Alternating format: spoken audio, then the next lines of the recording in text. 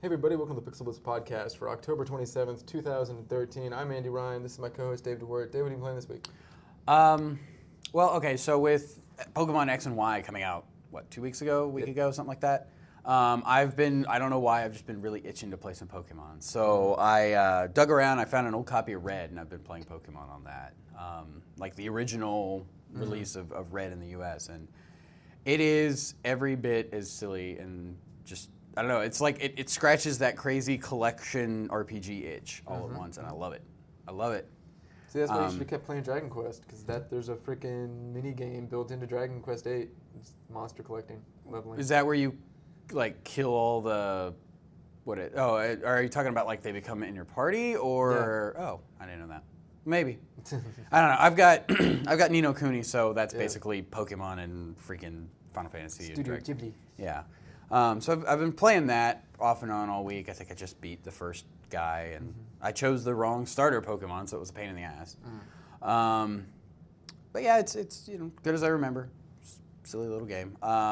It's amazing how much I do remember of like the different levels in which monsters evolve. Like, because you go through the first forest section and they have all the little bug ones. So I caught a bug one and got like the base version of him, and then I ran him all the way through and I just ground him to where he turned into the big butterfly thing. Oh, that's cool. And it was fun. And I was just like, damn, I've forgotten all this crap until I started playing this game again. So I've also been playing, came out last week? Lego Marvel. Yeah. It is fun, and I like to see that there is all of the Marvel characters, not just the ones that Disney can use and the ones that Fox can use and the ones that Sony can use. It is in the first level you play Hulk, Spider-Man, and Iron Man with the Abomination and Sandman as the two bad guys of the level. Yeah. So, and then like the second one is Captain America, Reed Richards, and Spider-Man again. So he shows up a lot, which. Whatever. He's Spider-Man. He's Spider-Man, right? Like, he's supposed to show up a lot. Spider-Man and Wolverine are like in every Marvel comic. Yeah, and just running around, you see like little statues of all the other guys that are in the game that I haven't got to yet. So I only put like 2 hours in, and me and my wife were playing it. Squirrel Girl's in the game, so it gets the thumbs up for me. Squirrel Girl, huh? Squirrel Girl. That's crazy. Part of the Great Lakes Avengers. All right. So I've been playing that. The only thing, I mean, it's definitely taxing the PS3 to a level. Screen tearing, like we were talking before the show, may or may not be because I've got something wrong set up on my system.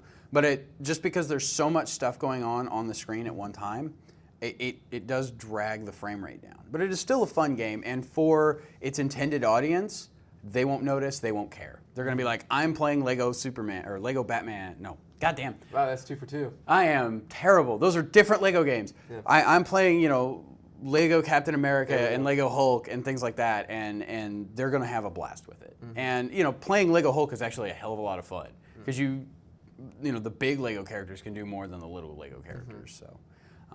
So far in the 2.5 hours I've played it, I'm enjoying it. Good. So, the split screen thing when you're playing multiplayer, kind of irritating, especially if you have somebody who's not used to split screen like my wife. Yeah, they did that for Lego Lord of the Rings. Yeah, and I'm sure they've done it. Dynamic split screen. Yeah, no, but I mean, like when they get to the overworld stuff, it is a hard, you are right side, you are left side split screen. It's not the shared perspective.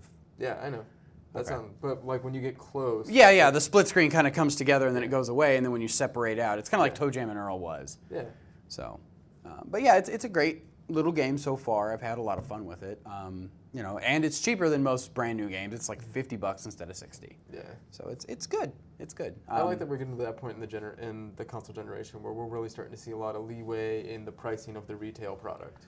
Yeah, I almost bought it on the store just so I could have it downloaded and I wouldn't have to go to whatever. But I was just like, no, I like having the box, and then I can, if you wanted to borrow it, you could borrow it. I do want to borrow it. Okay, tough shit. When you're done with it. Tough, you wait. So what have you been up to this week? Well, not much. Let's see, I played a bunch of classic shit, like I always do. Beautiful Joe 2. And I played... Was that on the Dreamcast or the... PS2. PS2, okay. And I played a lot of Resident Evil, The Umbrella Chronicles on the PS3. Oh, is that like a new spin-off thing, or is that it's basically, at the moment I'm going through the storyline of Resident Evil 0, but it's a on-rails shooter. Oh, okay. Well, that like kind of like House of the Dead, but in the exactly like House of the Dead. Hmm. And it's fun. I mean, those on-rail shooters are really hard to mess up. And you're playing it with the move? Yeah. Okay. Yeah, that seems like, I mean, yeah, those kinds of games can be fun, especially when you've got, it's like a party game, right? Like it's one of those easy to pick up games. You just point the move controller at shoot. Yep. So that's fun. Let's see what else. Oh yeah, so inspired by our one of our last week's episodes, the H.P. Lovecraft one. I was in the pawn shop and they had Alone in the Dark: The New Nightmare for the Sega Dreamcast. Okay. It came out right after Resident Evil 2. Infogram brought it out. Alone in the Dark was kind of the progenitor of the whole survival horror genre, and the kind of fixed camera angles with a 3D polygon character and everything. And The New Nightmare is kind of after Resident Evil came on the scene and kind of really refined that and made it good. They came back and with Alone in the Dark, they were like, okay, well, let's make this new. Let's redo this. So there are parts of it that are super 90s.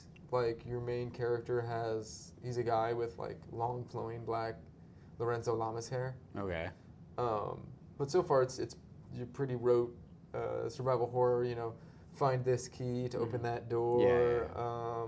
But the atmosphere does a really good job of like keeping it creepy and weird, which is nice. Well, I mean, and that's kind of what the H.P. Lovecraft stuff is about, is just being creepy and weird. Yeah. So you kind of have to. The conceit of the whole world is that there's a shadow, a dark world, and you're on this island where they've been doing experiments of like bringing creatures from the dark world over and like fusing them to humans and stuff like that. Okay. So it's really cool. And the other cool thing about it is that there's actually 2 parallel storylines. So you can play as the male character or the female character, and you're going through the same environments, just like Resident Evil 2, but the storyline is different. And the female character, I'm led to believe, has more puzzle solving, and the male character is more action. Oh, okay. And since I wanted to go for an action game, I chose the male character. That's cool, though. I mean, I like it when you kind of get that. You could play this game multiple times and see the story in a different way. Yeah. I mean, I'm pretty sure the end state is probably very similar, but especially since the path you take to get there may be different. Yeah, in your inventory, you can pick up your walkie-talkie and call the other person and have updates on what they're doing. Oh, that's cool. So you can kind of get little pieces of it as you're playing through the other guy's turn. Oh, that's neat. So it's really nice. Cool. The problem is they also use, like Resident Evil used ink ribbons. They use save charms, so you can only save so many times. Oh. So I got to the point where I was like really not saving as often as I should have been, and I got killed. And then I like lost like 5 hours of game time, and I was like, So now I'm kind of like racing through, doing not a great mechanic, redoing all the puzzles I've already solved. But I guess it makes sense, right? Yeah, like to have that for it makes it it gives you the fear because if you can save whenever you want, it's like save states in a normal game. You just be like, challenge. Don't worry about screwing this up. I'll just pop up right here outside the door, and I'll go in and do it again. Yeah. Let's see what the other thing. Oh, the other thing I played was Amazon.com. I managed to pre-order my... Played the Amazon game. Yeah, pre-order my PlayStation 4 launch day bundle with Killzone. So, what? No, it's okay. You jelly? Not really. I wasn't planning on getting one at launch anyway, so now I can just come over to your house. Yeah. And screw it. The cool thing was like, this is what I always say, like if you're into deals and stuff, friend the different retailers on Facebook. And see when they have the things up. Yeah, because like on this, they were just like, hey guys, we have a limited supply of PlayStation 4, Killzone, and Battlefield bundles available right now. So go pre-order. So I went and pre-ordered. And got on and got it all set up. I like how they got Battlefield and Killzone because they think, and they probably aren't wrong, that those are going to be the 2 more popular games that come out with the launch. Well, and they've been talking a lot about... they recently had this press event in Santa Monica, I think Santa Monica or San Francisco, where they showed off Knack and Resogun and a lot of the downloadable titles, and they also had an entire room dedicated to Killzone.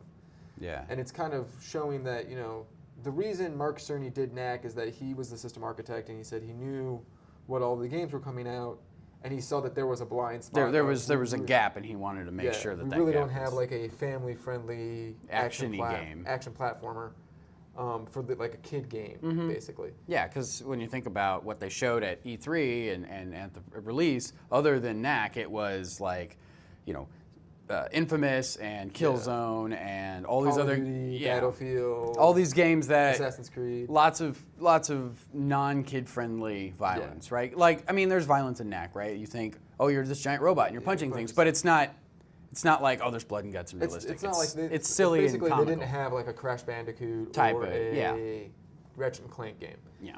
So they went and made Knack, which I think is good, but I think they're also very realistic at like who is buying this at launch and what they want.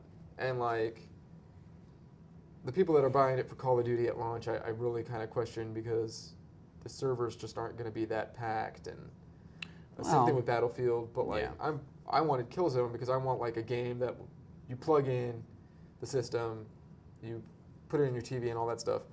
You throw the game in and you are amazed. You are wowed. You are like, oh, this is why I spent $400+. Yeah, and that's going to be because this game is only available on the system, so they don't have to deal with the limitations of the previous generation. Yeah. Like they do with Call of Duty and Battlefield and all that other stuff. So, yeah, I mean, and then that's probably the best way to go if that's what you're going for. That is what I'm going for. So, and like, I still, to this day, I think I get more enjoyment out of the single player in any of the Killzone games than I've gotten out of a Call of Duty game since Call of Duty 4. That's probably because they don't really care about the single player in that game.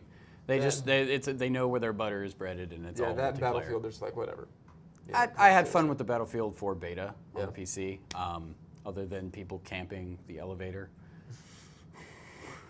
But other than that, it was a lot of fun. Well, I'm not the type of guy. I mean, when I do play multiplayer, I play, one of the other reasons when I like Killzone is I like Warzone. Their random objective. Yeah, every multiplayer 5 matches. or so minutes it changes up. Like now it's capture the flag, now it's VIP. Now it's straight deathmatch. Now it's like resource management, waypoint management, stuff like that. So that's cool. That's it for this week. We will be back. We're doing the last bit of our October Spooktacular on Castlevania and Trick or Treating. So we will see you then.